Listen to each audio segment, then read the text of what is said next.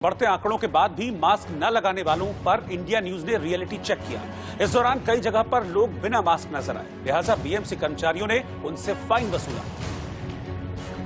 महाराष्ट्र में जो है कोविड के केस बढ़ रहे हैं, लेकिन इसके बावजूद भी जो है लोग जब ट्रेन में यात्रा करते हैं तो मास्क नहीं पहनते हैं। हमारे साथ बीएमसी के जो है क्लीन अप मार्शल है जो लोगों से फाइन वसूल करने का काम कर रहे हैं। आपने देखा कि यहाँ पर भी जो है कई सारे लोगों ने मास्क नहीं पहना था। आप देखिए जो ट्रेन की जो लोग राह देख रहे हैं उनमें से भी कई सारे लोगों ने जो है मास्क नहीं पहना है। आप देखिए कि रेलवे प्लेटफॉर्म पे कितनी भीड़ हो गई है। लोग सोशल डिस्टेंसिंग का पालन भी जो है इस वक्त नहीं कर रहे हैं और यहाँ तक कि ट्रेन के अंदर भी जो है कई लोग अभी भी मास्क नहीं पहन रहे हैं। क्लीन अप मार्शल की टीम हमारे साथ में। रोजाना कितने लोगों से आप फाइन वसूल करते हैं? फाइन हमारा मिनिमम जैसा हम 10-12 पावती फाड़ते हैं दिन भर में। लेकिन अभी भी लोग मास्क नहीं पहनते। नहीं पहनते। दरअसल महाराष्ट्र में कोरोना ने दोबारा से रफ्तार पकड़ ली, लिहाजा पुणे में आज से 31 मार्च तक नाइट कर्फ्यू लगाने का फैसला किया गया। रात 11 बजे से सुबह 6 बजे तक आवाजाही पर पूरी तरह से प्रतिबंध रहेगा। हालांकि कर्फ्यू का जरूरी सेवाओं पर असर नहीं पड़ेगा। नाइट शिफ्ट में काम करने वालों को आने जाने की मंजूरी लेनी होगी। बाजार, होटल, मॉल और सिनेमा हॉल रात 10 बजे तक ही खुले रह पाएंगे। रात 11 बजे तक शहर में ऑनलाइन डिलीवरी हो सकेगी। होटल और रेस्टोरेंट को कुल सीटों और उनमें कितनी खाली रखी जा रही हैं इसका बोर्ड लगाना होगा। सड़क किनारे लगने वाले फूड स्टॉल पर एक बार में 5 से ज्यादा ग्राहक खड़े नहीं होने चाहिए। शहर के गार्डन शाम होते ही बंद हो जाएंगे। शादी और अंतिम संस्कार के लिए 50 लोगों को ही अनुमति दी गई है। स्कूलों में 31 मार्च तक स्कूलों को बंद रखे जाने का फैसला लिया गया है। देश भर में कोरोना के केसेस लगातार बढ़ रहे हैं। वहीं बात अगर महाराष्ट्र की हो तो एक बार फिर से महाराष्ट्र कोरोना के केसेस में सबसे ज्यादा देश भर में बढ़ोतरी कर रहा है। देश की आर्थिक राजधानी मुंबई की बात की जाए तो मुंबई में अलग अलग जगह पर हॉटस्पॉट्स बने हुए हैं। फिलहाल हम मौजूद हैं मुंबई के सबसे मशहूर दादर मार्केट में, जहां पर आपको दिखाना चाहेंगे कि जिस तरीके से यहाँ की स्पीड है, लोग यहाँ हजारों की तादाद में रोज शॉपिंग करने आते हैं। न सिर्फ फूलों की मंडी है यहाँ पर, जबकि सब्जियों की भी मंडी है।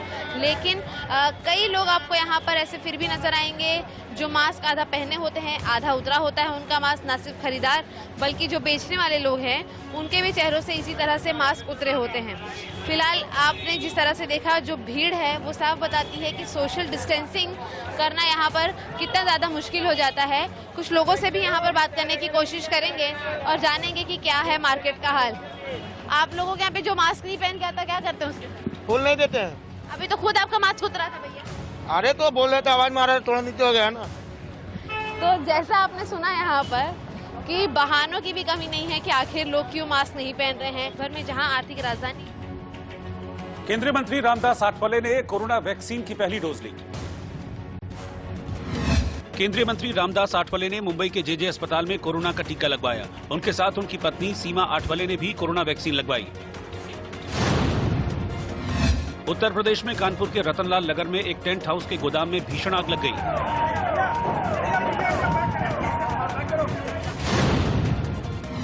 राजस्थान की सिरोही जिले के आबू रोड स्थित प्रजापति ब्रह्म कुमारी ईश्वरीय विश्वविद्यालय की मुखिया राजयोगिनी दादी हृदय मोहिनी का निधन हो गया। इसके बाद माउंट आबू में रथ में सजाकर यात्रा निकाली गई। राजस्थान के जयपुर में कमला नेहरू नगर के कनक विहार में 2 बिल्डिंग में जूतों की चोरी की घटना सामने आई है। यहां 2 बदमाशों ने 32 फ्लैटों के बाहर रखे जूते चोरी कर लिए। बदमाश जूते चुराने से पहले उसकी क्वालिटी भी देख रहे थे। मुंबई में वसई लोहमार्ग पुलिस ने 9 फरवरी को ट्रेन में हुई चोरी के एक मामले को सुलझा लिया है। पुलिस ने सीसीटीवी कैमरे की मदद से आरोपी को गिरफ्तार कर जेल भेज दिया। उत्तर प्रदेश के झांसी के नवाबाद इलाके में एक ट्रैक्टर के प्रमोशन के दौरान बार बालाओं से डांस करवाया गया। आरोप है कि भीड़ जुटाने के लिए डांस करवाया गया, जिसके दौरान कोरोना गाइडलाइंस के उल्लंघन का आरोप है। पश्चिम बंगाल के नंदीग्राम में चुनावी बिसात पूरी तरह से बिछ गई। शुभेंदु अधिकारी ने नंदीग्राम से पर्चा भरा और उससे पहले हल्दिया में रोड शो करके अपनी ताकत दिखाई। नंदीग्राम की लड़ाई में बीजेपी ने शुभेंदु को ममता के खिलाफ उतारा है तो उनके लिए पूरी ताकत भी झोंक दी है। शुभेंदु का साथ देने के लिए केंद्रीय मंत्री स्मृति ईरानी, धर्मेंद्र प्रधान, बाबुल सुप्रियो मौजूद रहे। सैकड़ों की तादाद में जुटे समर्थकों के साथ रोड शो करके बीजेपी ने ममता बनर्जी को संदेश दिया कि लड़ाई कांटे की होने वाली है। इसके साथ ही स्मृति ईरानी ने जय श्री राम का नारा लगाकर साफ कर दिया कि लड़ाई हिंदुत्व के मुद्दे पर लड़ी जाएगी। बोले थे अकोल मोंडी ग्राम সবার মুখে জয় শ্রীরাম, জয় श्रीराम, जय जय श्रीराम। उस विश्वास के साथ कि राम राज्य की कल्पना जो न्याय की है, इस गौरव के साथ कि राम राज की कल्पना जो महिला सम्मान की है, इस संकल्प के साथ कि राम राज्य की कल्पना हर व्यक्ति तक विकास पहुंचाने की है, एक बार फिर एक स्वर में हम बोले, मां भारती के चरणों में शीश झुकाकर भारत माता की, आभार बोलती भारत माता की, भारत माता की। बोलছে এখন নন্দীগ্রাম সবার মুখে। ममता की चुनौती स्वीकार करके उनके पुराने सहयोगी शुभेंदु अधिकारी बीजेपी की ओर से नंदीग्राम के मैदान में उतर चुके हैं। शुभेंदु अधिकारी ने भी नंदीग्राम से नामांकन कर दिया। इसके साथ ही नंदीग्राम में बीजेपी के चुनावी मिशन का शंखनाद हो गया। शुभेंदु ने इस दौरान बीजेपी के बूथ स्तर के कार्यकर्ताओं और जिला स्तर के नेताओं का हौसला बढ़ाया।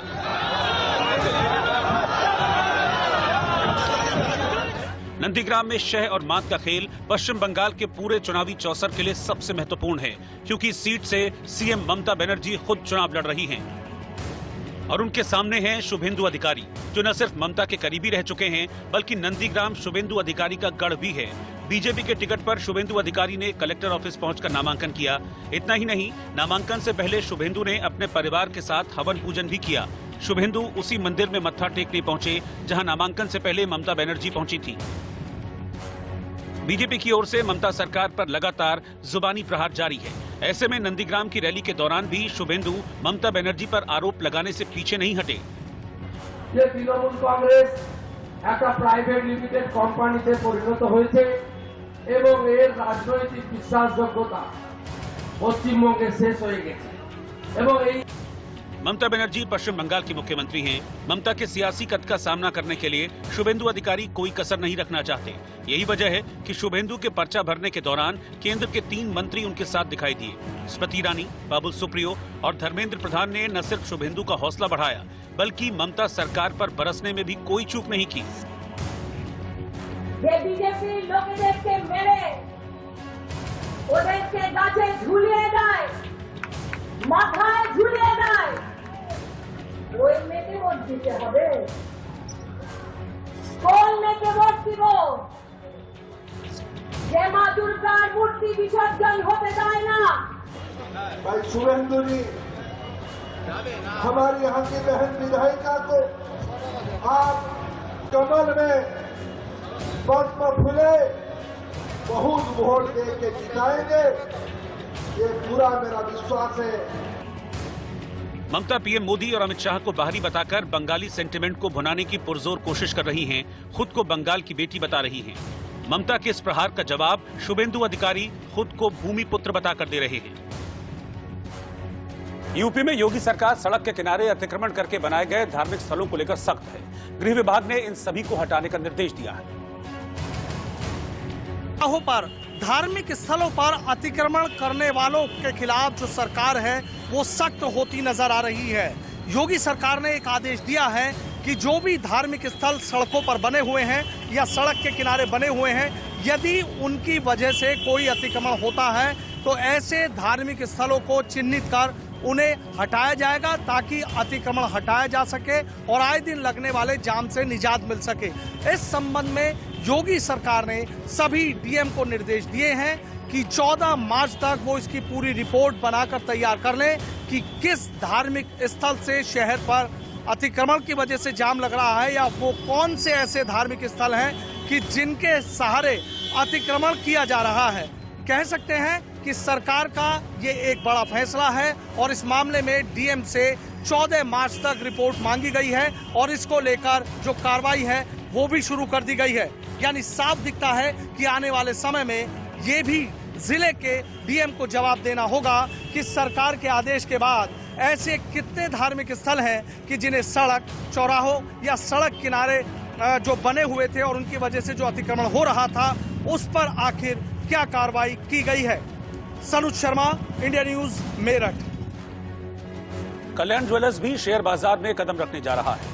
गहनों का कारोबार करने वाली कंपनी कल्याण ज्वेलर्स का करीब 1100 करोड़ रुपए का आईपीओ सब्सक्रिप्शन के लिए 16 मार्च 2021 को खुलने वाला है।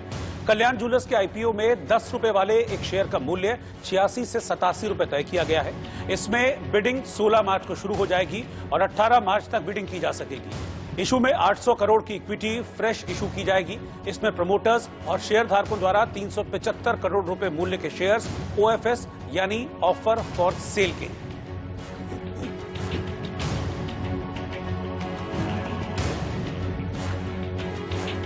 महात्मा गांधी के नमक सत्याग्रह के 91 साल पूरे होने पर प्रधानमंत्री मोदी ने साबरमती आश्रम से अमृत महोत्सव की शुरुआत की। इस दौरान पीएम मोदी ने दांडी यात्रा को हरी झंडी दिखाई और अपने संबोधन में महात्मा गांधी, जवाहरलाल नेहरू और सरदार पटेल का जिक्र किया। 2022 में देश की आजादी के 75 साल पूरे हो रहे हैं, जिसके लिए सरकार अमृत महोत्सव मना रही है। पंडित नेहरू, सरदार पटेल, बाबा साहब आम्बेडकर, सुभाष चंद्र बोस, मौलाना आजाद, खान अब्दुल गफार खान, वीर सावरकर जैसे अनगिनत जननायक, ये सभी महान व्यक्तित्व आजादी के आंदोलन के पथदर्शक रहे। आज इन्हीं के सपनों को भारत बनाने के लिए, उनके सपनों का भारत बनाने के लिए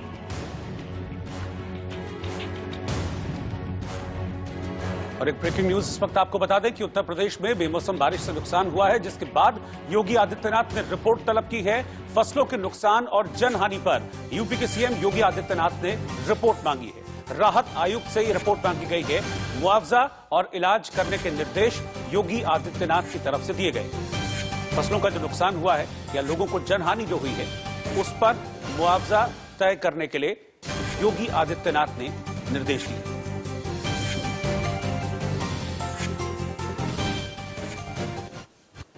उत्तराखंड में सीएम तीरथ सिंह रावत ने अपने मंत्रिमंडल का विस्तार कर दिया। 11 मंत्रियों ने पद की शपथ ली। इनमें सतपाल महाराज, हरक सिंह रावत, पूर्व प्रदेश अध्यक्ष बंशीधर भगत, बिशन सिंह चौपाल, यशपाल आर्य, अरविंद पांडे, सुबोध उनियाल, डॉक्टर धन सिंह रावत, रेखा आर्य, गणेश जोशी और स्वामी यतीश्वरानंद के नाम शामिल हैं। 4 नए और 7 पुराने मंत्रियों को मंत्रिमंडल में शामिल किया गया है।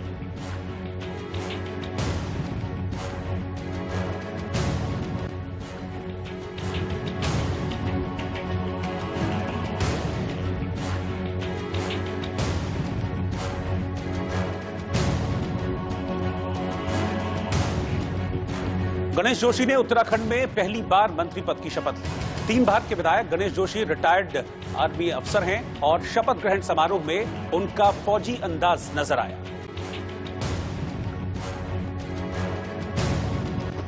करना अपेक्षित हो, मैं प्रत्यक्ष अथवा अप्रत्यक्ष रूप से संसूचित या प्रकट नहीं करूंगा।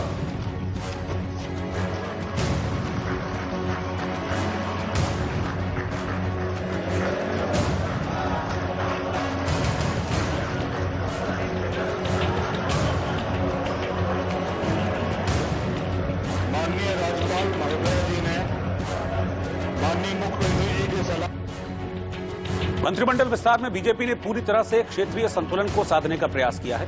6 मंत्री गढ़वाल मंडल से हैं, जबकि 5 मंत्री कुमाऊं मंडल से बने। मंत्रियों में 4 ठाकुर हैं और 5 ब्राह्मण, यानी मुख्यमंत्री को मिलाकर ठाकुर और ब्राह्मण बराबर। 2 मंत्री दलित समुदाय के।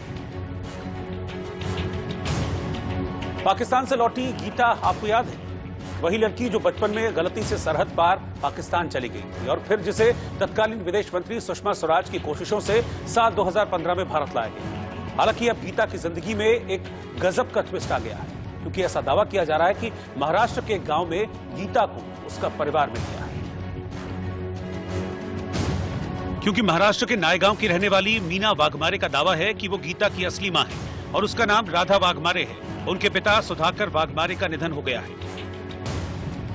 हालांकि ये पहला मौका नहीं है जब किसी ने गीता को अपनी बेटी बताया है। इससे पहले भी 20 से ज्यादा परिवारों ने गीता से रिश्ता होने का दावा किया था। लिहाजा अभी तक ये पता नहीं है कि गीता के असली माता पिता कौन हैं। हालांकि मीना वाघमारे के दावे के बाद डीएनए टेस्ट की बात कही जा रही है, ताकि साफ हो सके कि गीता के असली माता पिता कौन हैं। उधर जन्म से न बोल पाने वाली गीता महाराष्ट्र के परभणी जिले में है। गीता 2015 में पाकिस्तान से भारत आई थी। पाकिस्तान के ईदी फाउंडेशन ने उन्हें भारतीय विदेश मंत्रालय को सौंपा था। उसके बाद से भारत में उनके माता पिता को काफी ढूंढा गया, लेकिन अभी तक सभी प्रयास असफल रहे। तमिलनाडु में डीएमके ने 173 उम्मीदवारों की लिस्ट जारी कर दी। तमिलनाडु विधानसभा चुनाव के लिए डीएमके ने 173 उम्मीदवारों की लिस्ट जारी कर दी है। पार्टी अध्यक्ष एमके स्टालिन एक बार फिर कोलाथुर सीट से सियासी किस्मत आजमाएंगे। अभिनेता मनोज वाजपेयी का कोरोना टेस्ट पॉजिटिव आया है। इसके बाद वाजपेयी ने खुद को घर पर क्वारंटीन कर लिया। रिपोर्ट पॉजिटिव आने के बाद से फिल्म की शूटिंग रोक दी गई। उत्तर प्रदेश में शामली जनपद के कॉलेज में कई छात्रों ने एक छात्र पर हमला बोल दिया। बताया जा रहा है कि वर्चस्व कायम करने के लिए दबंग छात्रों ने मारपीट की।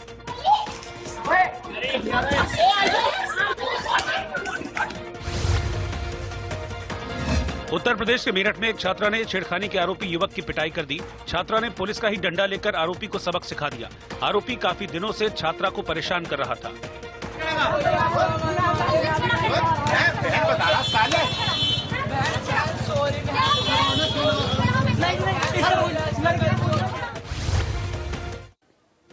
उत्तर प्रदेश में प्रयागराज के मऊ आइमा थाना इलाके के बुआपुर गांव में छेड़खानी का विरोध करने पर आरोपियों ने हमला कर दिया।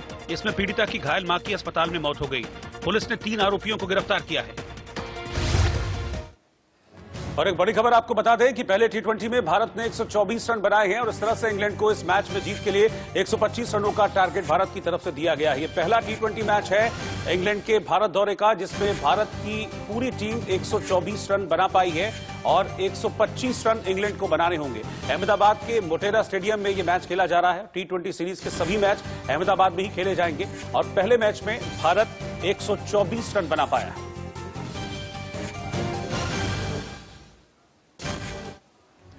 इसी के साथ आंख कान खोल के मैं आज के लिए फिलहाल इतना ही। बाकी की खबरों के लिए आप लगातार बने रहिए इंडिया न्यूज के साथ।